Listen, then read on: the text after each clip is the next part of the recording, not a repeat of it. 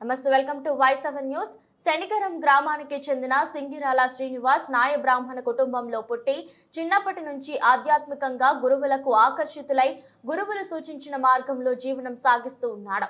వీరిలోని ఆధ్యాత్మిక కళను గుర్తించిన అనంతసాగర్ గ్రామంలోని సతీ సమేత త్రిమూర్తి హరిహర దేవాలయ నిర్మాణకర్త పూజ్యులు బ్రహ్మశ్రీ హరిహరానంద స్వాముల వారు కులమతాలకు అతీతంగా సింగిరాల శ్రీనివాస్ ని పూజారిగా నియమించారు. వీరిలో ఉన్నటువంటి ఆధ్యాత్మికతను గుర్తించి ముందు సింగిరాల శ్రీనివాస్ భవిష్యత్తులో ఒక గురు స్థానం పొందడం కొరకై ప్రోత్సహించుటకై బహుజన సాహితీ అకాడమీ నేషనల్ ప్రెసిడెంట్ నల్ల రాధాకృష్ణ శ్రీనివాస్ జాతీయ అర్చక రత్న పురస్కార అవార్డుకు ఎంపిక చేశారు.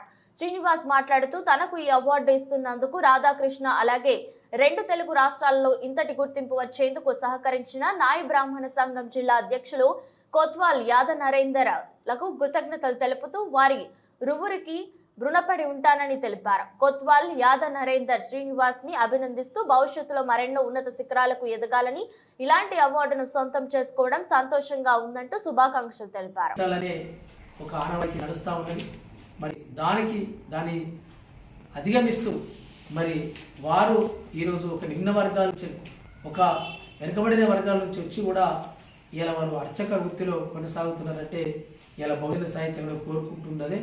ఈ తప్పకుండా మరి వారు వారిలాగా చాలా మంది మరి నిమ్న వర్గాల ప్రజలను మరి అర్చకను తీర్చిదిద్దాలని, మరి కిందికాయి కులాలంటే దేంట్లో మేము తగ్గక దేనికి తీసిపోము, మేము అన్ని రంగాల్లో కూడా మాకు ప్రావీణ్యం మేము సక్సెస్ చూపించగలుగుతామనే ఒక ఆనవాయితో మరి అలా సింగిరాల శ్రీనివాస్ గారిని బహుజన సాహిత్య అకాడమీ అర్చకరత్న నేషనల్ అవార్డుకు సెలెక్ట్ చేయడం జరిగింది.